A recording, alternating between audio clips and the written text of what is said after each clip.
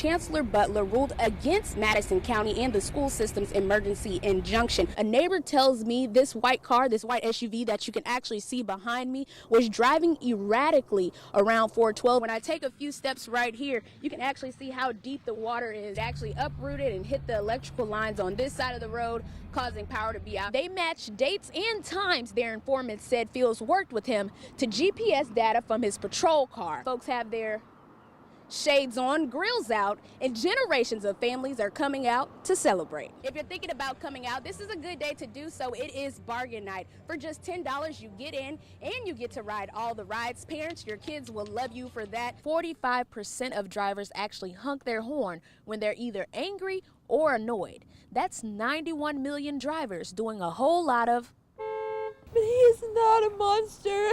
We will stand beside him.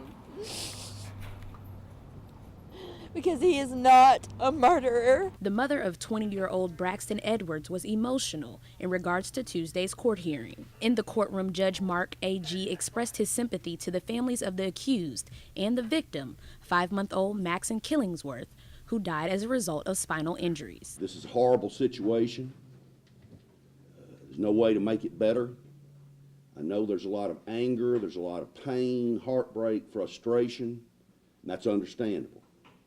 This is a courtroom. Edwards told investigators he tripped and fell on top of his girlfriend's child while babysitting, and the infant started to seize. Along with first-degree murder, he is charged with aggravated child abuse and neglect of Killingsworth, who was taken off life support on Saturday. After Braxton Edwards was ushered back into the Gibson County Jail, his family gathered in the court parking lot, trying to comfort his emotional mother.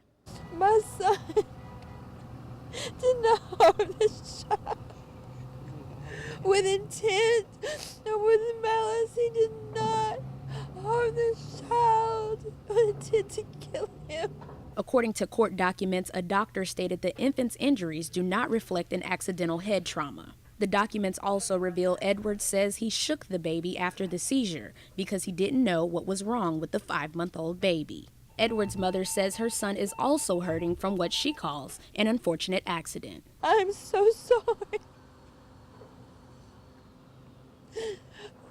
for that mother and the loss of her baby, and my son is grieving right along with her. We were unable to reach the family of the 5-month-old, but they have set up a GoFundMe account to help cover medical bills and funeral costs. In Trenton, Amber Hughes, WBBJ-7 Eyewitness News.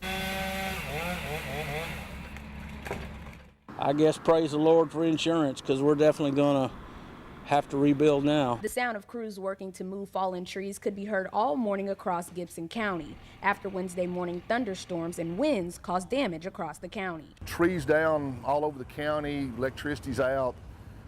Thank goodness there's been no injuries reported to us due to the storm. In Trenton, traffic was backed up because of downed power lines. Part of the roof on Cloud Machine Shop was blown away. The owner shocked to see so much damage. My motion detector had been activated. I thought, well, I bet a couple of pieces of tin blew off the roof and maybe some debris blowing around. But then I pulled up and I was just totally blown away. The roof also blew off this trailer home, and scrap metal could be seen hanging from utility lines. But the most damage could be seen at this home on Old Dyersburg Road. Although no one was hurt, trees smashed into the house and the family's car. The same thing happened on Reed Road in Dyer. Brent Kroom says his wife and 3 kids took shelter in the bathroom when this tree uprooted and collapsed on the roof. Well, it was pretty nerve-wracking. The whole house was shaking, stuff flying off the walls. Saying a few prayers, extra prayers, hoping to make it through it. Even though the Gibson Electric Company says there was as many as 8,000 residents without power after the storm, these guys are just thankful nobody was hurt. It's just part of life. You just deal with it and go on and count your blessings, and it's not a big deal. That's why I can still say it's a good morning, because nobody got hurt and all this stuff. It can be replaced. People can't. In Gibson County, Amber Hughes, WBBJ-7 Eyewitness News. Baby Legend was born just 3 days ago. He's 7 pounds, 8 ounces, and 19 inches long. Although he may not remember, I'm sure his mother will never let him forget she delivered him in the front yard of the family home. Here lies a newborn legend. Yes, that is his name, and for good reason. The story of his birth is one for the books. His mother, Darnisha Owens, rushed to the hospital 3 times over the weekend, but no baby. Went to the hospital, wasn't dilated, so they sent me home. Saturday, same thing, they sent me home, gave me a shot, sent me home. Owens says around 6 Monday morning she was having painful contractions, so she knelt down on the living room floor. My water just broke. My brother picked me up, took me outside. We was walking to the car and I was like, it's really time, like I'm nervous now. After 3 trips to Jackson General were false alarms, her mother was shocked to see half of the baby's head was already out. I panicked, I had no idea. Call 911. That wasn't even in my thought. She panicked. I mean, my mind just went blank. Good thing she did call 911. 2 Hardeman County medics, Ryan Campbell and Jessica Green, arrived just in time to deliver Legend. When they got here, I just finished pushing. By the time they got me on the stretcher, I had to push 2 times and he came right on out.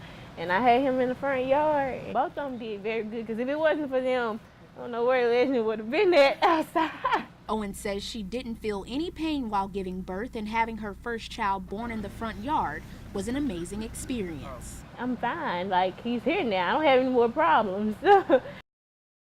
Owens told me she did plan on having a natural childbirth, but inside of a hospital, she said she never imagined nature taking its course in her front lawn.